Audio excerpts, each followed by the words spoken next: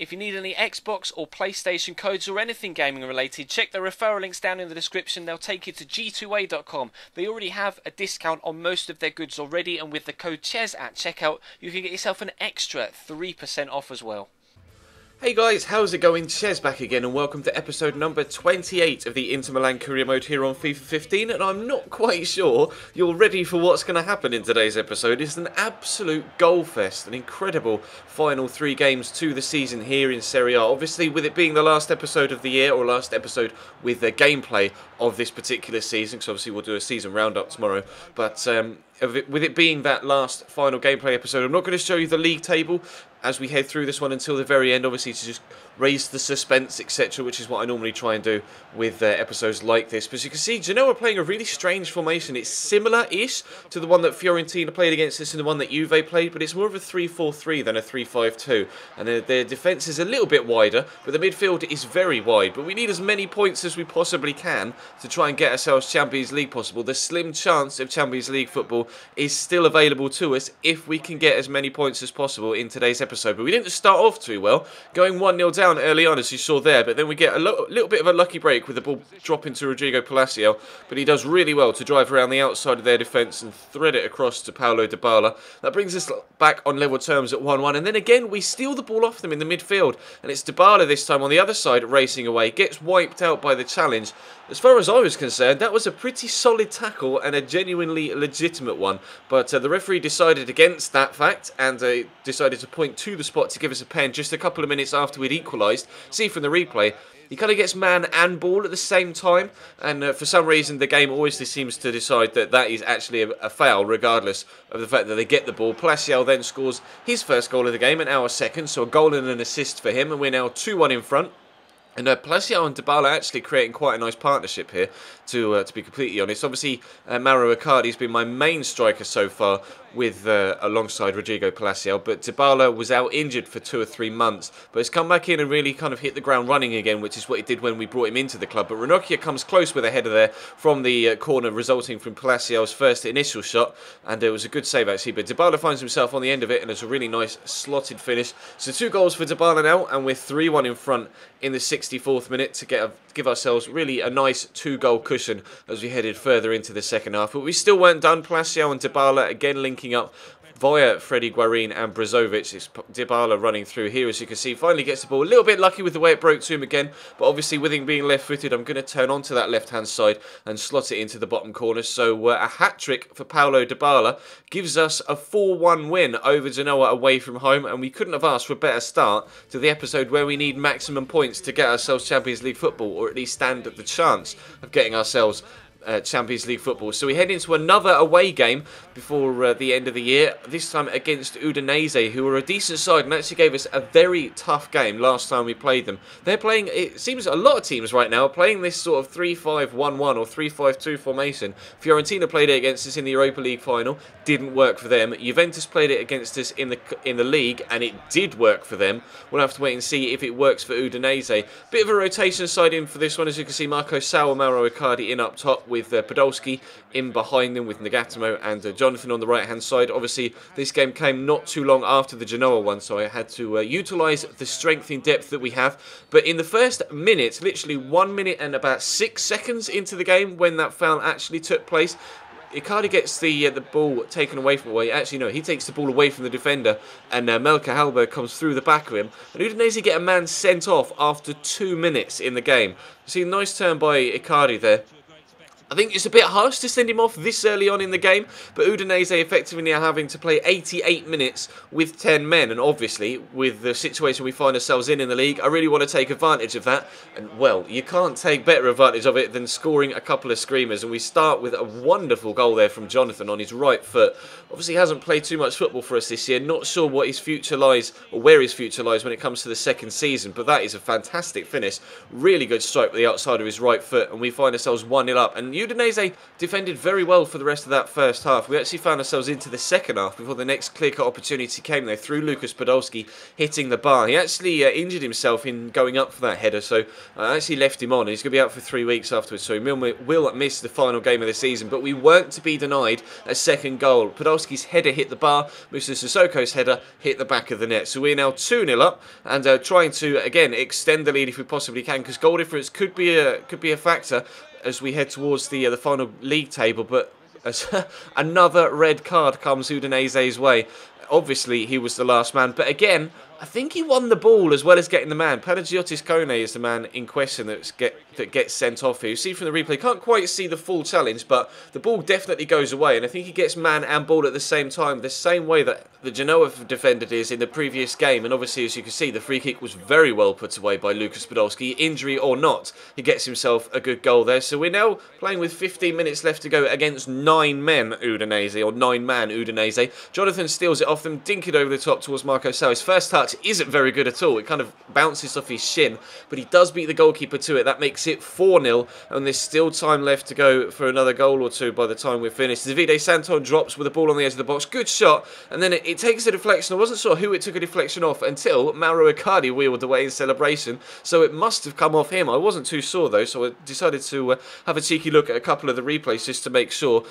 I can't decide whether the shot from Santon was initially on target or not. It hits Icardi on the knee. I think it was heading just wide, but it bounces over the keeper's legs. Really unfortunate there. So they're 5-0 down now, and as you can see, we're catching them on the counter-attack again here as they try to get themselves even one consolation goal. They even in fact left a few defenders back, so I decided to just have a pop from distance, and well, that's another absolute beauty further out than Jonathan's. That's a good 35 to 40 yards there from Mauro Icardi.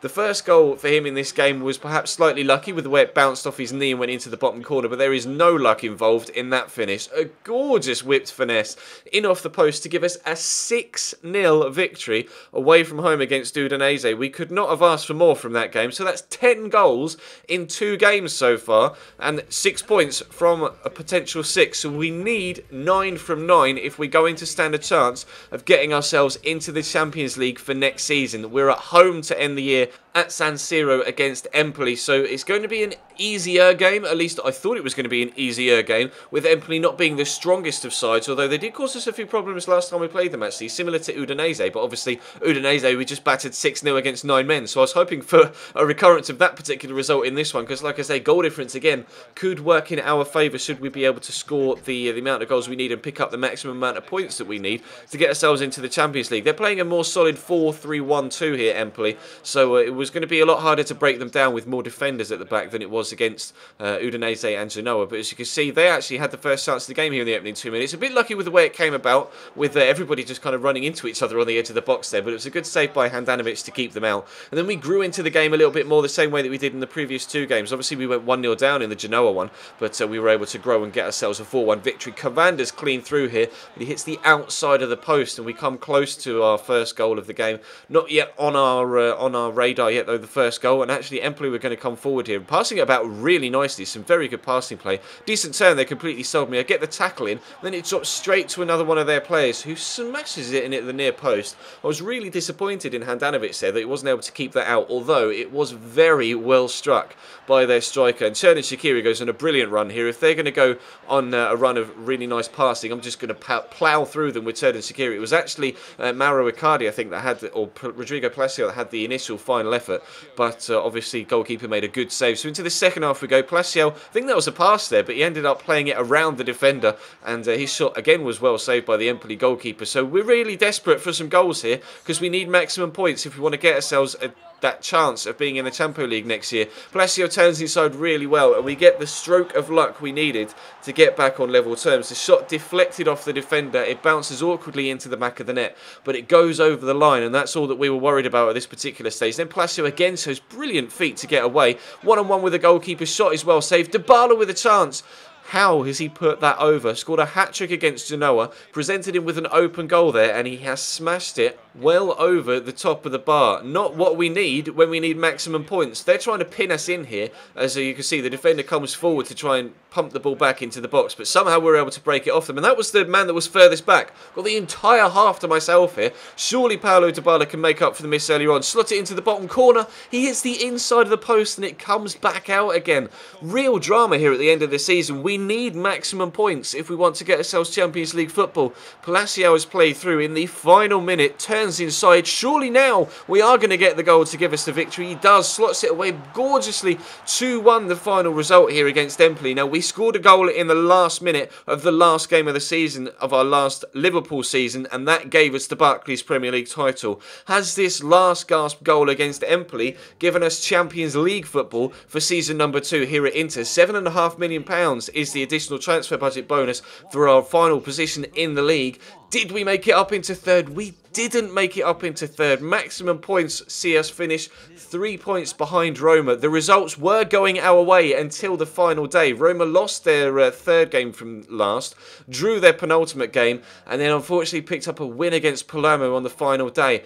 Had we beaten Roma rather than drawn against them at the beginning of the week, I think we would have been able to get Champions League football, because our goal difference, thanks to today's episode, was vastly superior. If we'd have beaten them rather than drawn, they would have been on 75 and we would have been on 75 as well and stayed above them on goal difference and gotten ourselves Champions League football. So after 38 games and all of the goals that we scored this year, 80 in total, it was that draw against Roma, that one game earlier on in the season, that cost us Champions League football. So I'm extremely disappointed that we weren't able to get ourselves UCL football for next year, but that just means we'll have to try even harder next year to guarantee us passes through into Europeans top club competition for the third season, should we decide to do that here in this particular series. But that will be decided upon at the end of the second season. Right now though, it's going to bring this season to a close. We'll have a season roundup tomorrow, and then obviously we'll have a transfer targets episode as we head into next week for the second year, and we really do need to improve the squad so that we can make sure we do get Champions League football and maybe even, properly compete for the Serie A title, because of course we were in contention until we had a bit of a dodgy spell around about February and March, which is something that I seem to do in every single series. So I'm not really too sure why that is, but it seems to be a pattern of my play this year on FIFA 15. We will try and amend that next year with some new players and a stronger squad. But that is going to bring today's episode to a close. Drop the video a like if you enjoyed, guys. It would really help my channel out if you did so, and of course subscribe if you haven't already. As I record this, we haven't quite hit 60,000 subs yet, but as you see this, we may have. I'm not entirely too sure. So of course if we have, then thank you, and there'll probably be an announcement video for a milestone special going up soon. If not, then subscribe and help me get there, and then we will get the announcement video for a milestone coming out soon. But that is going to bring today's episode to a close. Thank you very much for watching, guys. There'll be another video later on tonight, of course a stream this evening as well. Check all the links in the description, and I will see you next time.